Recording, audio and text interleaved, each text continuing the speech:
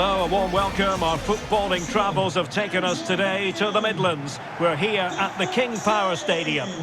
My name is Derek Ray, and sitting alongside me, ready to provide... Hello, welcome back to Armchair Armory, and we return, we return to Premier League action this Saturday as we head to the King Power Stadium to play Leicester City. Well, after the emphatic, dramatic, whatever euphoric word you want to use to describe the 4-2 win over Aston Villa last Saturday, this 3 o'clock kickoff for me, as somebody that only really watches, the whole point why this segment of my channel is called Armchair Armory, being that the game isn't on TV, it's a little bit anticlimactic, because I was very much looking forward to seeing how we respond, or how we carry on to respond after that comeback against Villa. I mean, in general, like, our record against Leicester at the King Power isn't that bad, to be fair. Like, it's okay. As far as I'm aware, I'm just checking the Premier League site now just to confirm what I'm talking about. And while that's loading, I will have a sip of tea. We'll cut that out. So yeah, let's go to it. So yeah, Leicester.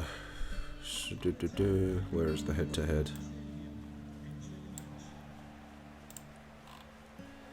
So yeah, the last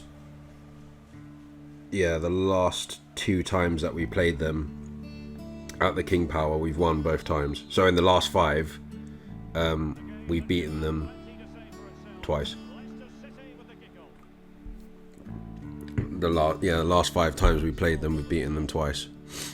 And the most famous of those victories against Leicester City was probably in 15-16, the famous year that Leicester won the title. And what was funny about that was that we beat them twice that season. I think 5-3 at the King Power, and then 2-1 at the Emirates with, you know, that Danny Welbeck last-minute header. Excuse me. So they are currently sitting in 14th. They haven't had a great season this season. You know, after that 15-16 title win, people thought that, you know, Leicester were going to be the next kind of Chelsea. When I say Chelsea, I don't mean like they'll have money. I mean like the team that Chelsea were before Abramovich, where they were kind of in and around like the Europa League places and that kind of stuff. But I think since then they've kind of been floating between like 7th and around where they are now. So they've once again fallen into kind of what they were before they won the title. You know, they still have a good squad. Don't get me wrong. Like, they're still a dangerous team. You know, they've still got people like Harvey Barnes. They've still got people like Kelechi Iheanacho. They've still got Vardy at some points. I don't know if he's injured at the moment, but yeah, they've still got him. They've still got James Maddison. So they're not a walkover, put it that way, but they're definitely not the same team they were maybe 2 or 3 seasons ago. You know, their form in the last 5 has been quite indifferent. It's been 2 losses, 1 draw and 2 wins. So it's kind of been average, I would say. So they lost to Nottingham Forest, which was quite a big deal because everyone else was beating Nottingham Forest. Although, to be fair, they've been doing quite well since the turn of the new year. Like, obviously they got a surprising draw against Manchester City last week, so that's quite interesting. So Leicester drew Brighton 2-2. They beat Aston Villa 4-2. They beat Tottenham 4-1, which is quite a decent result. But then again, Tottenham are kind of like quite in the middle this season. And their last game, they lost to Man United 3-0. I watched that game because obviously I sometimes like to watch United as they're kind of an age-old rival of ours, and I obviously watched this game because Leicester was our next game. And I was saying to somebody today in the office that I actually think that Leicester played well in that game. I just think as soon as Rashford scored, towards the end of the first half, they just kind of fell apart essentially. I think for the first 25-30 minutes they actually played really, really well. I think they even had a couple of chances. So they're not, they're not going to be walkovers, especially at home, especially at their ground. They're going to be, they're going to be up for it. I suppose the good thing is that we'll be coming off of, confidence of being able to dig in deep and go on and win the game against Unai Emery's Aston Villa. I think this is really important. I think the next two games in particular, which are this one against Leicester and then Everton, which is our game in hand. I think these two games are really important, probably even more important than the City game, because if we win this, it puts us in a great position, and all we need to do is, I think we have to just avoid losing against Everton to restore like a decent lead over City at the top of the table. Someone will correct me if I'm wrong, but that's what I surmise. Obviously the best result would be to beat Everton. And then after that it's Bournemouth, and then the Europa League comes in. So that's another reason why I think we need to get like at least 9 out of 9, minimum 6 out of 9 between now and when the Europa League restarts, because I'm not really sure. I can imagine Arteta's going to prioritise it to some extent, but I think depending on who we get drawn with, if we get drawn with like, I don't know if we can get drawn with United, but let's say if we did, or we got drawn with like Milan or Juventus or someone like that, then he might want to play a stronger side. But if it's like one of the kind of mid-table European teams, then maybe not. I don't know. So yeah, I think it is important to get to that stage with maximum points. I mean, I think we can beat Bournemouth, because at the moment, Bournemouth are just outside the relegation zone. They've got City next. They're 1 point outside the relegation zone, 1 point above West Ham. That's crazy that West Ham are in the relegation zone. West Ham, though, have had a really poor season. But yeah, so I think we can. I think the Bournemouth result is probably more likely than the other two. I think we can also beat Everton at home. I think we were just very, very unlucky with the game at Goodison Park, because it was the new manager bounce with Sean Dyche coming in. It just felt like it was going to be one of those days. Whereas our record against them at home is pretty good. So yeah, I think we should beat Everton. Leicester, because it's an away game, it's always going to be tough, and I know that like Leicester always score against us. If Vardy's playing, he's probably already scored right now, and it's like, what? When I'm recording this, it's like 4 days before the game, so he's probably on the score sheet already. They've probably written his name down already. So yeah, we will see. I mean, my prediction is I think we will win this game. I don't think it will be as dramatic as Villa. I think we'll probably win this maybe 3-1. I'm going to predict a 3-1 win to Arsenal. City have got Bournemouth. Yeah, they'll win that. They'll win that easy. I think I'm going to say 3-1 to Arsenal. I'm hoping that I think it's going to be quite a difficult game, but I'm hoping that we'll take our chances and kind of have it wrapped up quickly. I think one thing that you can tell from watching Arsenal this season, although we've been brilliant, I think that if we start quickly and we start well and kind of get a couple of chances in the first 10-15 minutes, that's when I have a good feeling that we will go on and win the game. Obviously I won't be watching it because it's at 3:00.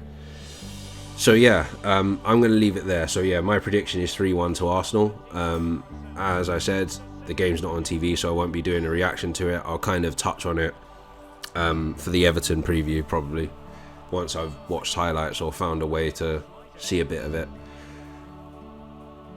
Yeah, so I'm going to leave it there. I will be back, as I said, I'll be back again with the preview for the Everton home tie in midweek. So until then, take care and stay safe.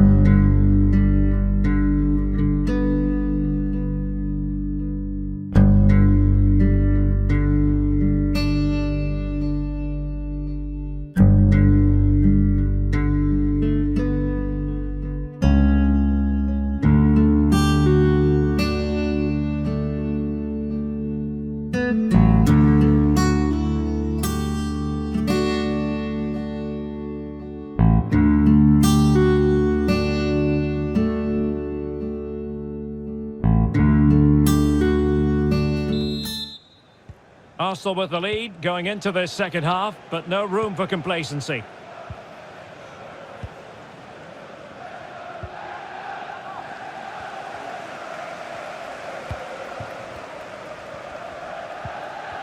Great effort to keep that one in play.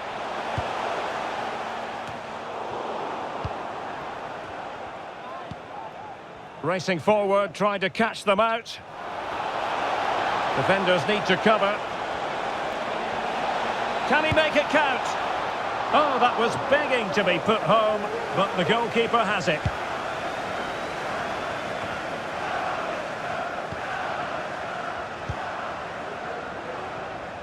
Oh, fancy footwork.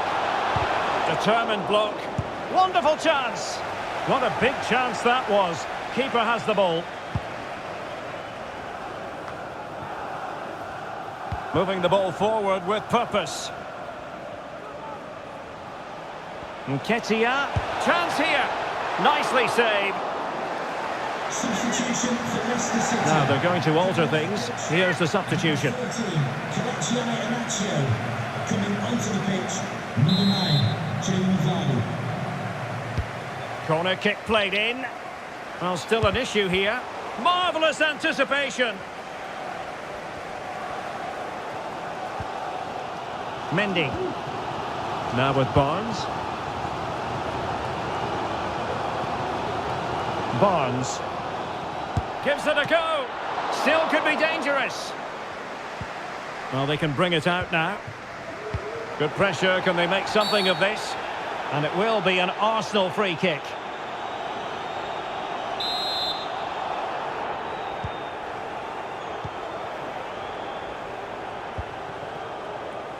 Granit Xhaka.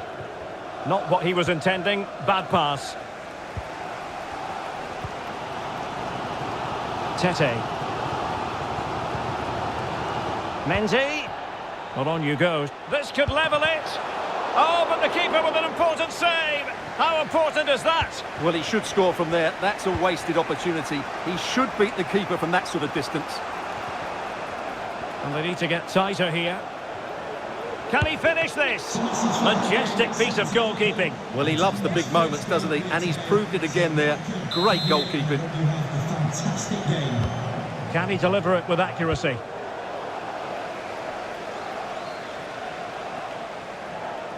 Great pressure to win the ball back. Nketiah.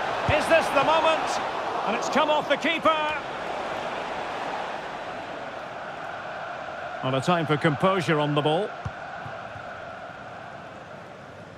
Well, what a great save that was to keep them in this. May just be the impetus they need, as they certainly haven't been at their best today. Well, what can they do to stop him running at them? And cutting in from the flank, but timely defending when it mattered.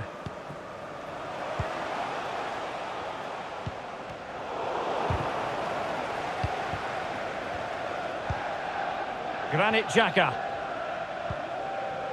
Nketiah has it. Great opportunity.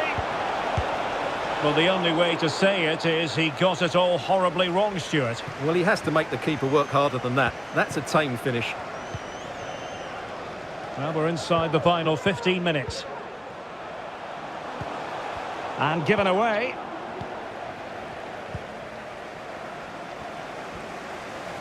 Well, doesn't have to do it on his own. Vardy. He's got the right idea with that pass. And he struck the post. Well, they survived the attack. Well, if they hold on to this, the keeper will be thanking the frame of his goal. Not long left now. A let-off, no doubt. Let's see what they can do with the ball themselves now. Well, he'd be disappointed if he didn't take that one cleanly. Well, as we approach full-time, we have to say, playing away from home hasn't been a problem for them. Can they see it out? Stuart, your thoughts? Well, they need to hold on here. Not long left now, but you have to say... Oh, they might score here, Stuart. Oh, it's in! And that might be the goal that clinches it for them. No looking back now, surely.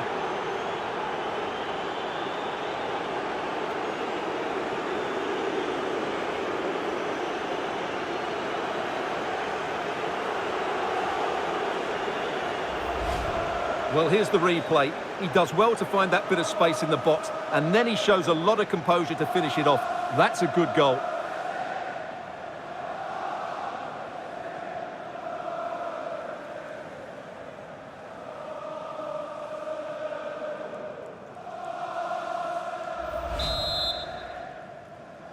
Arsenal goal. Number 5 minutes 34, left. Granit Xhaka.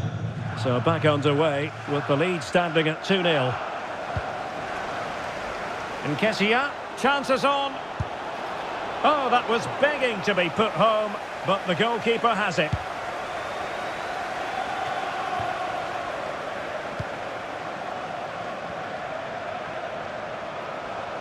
Maddison. And with that, the attack fizzles out. And we will have a couple of additional minutes at the end here. Saka. Well, very effective play in possession.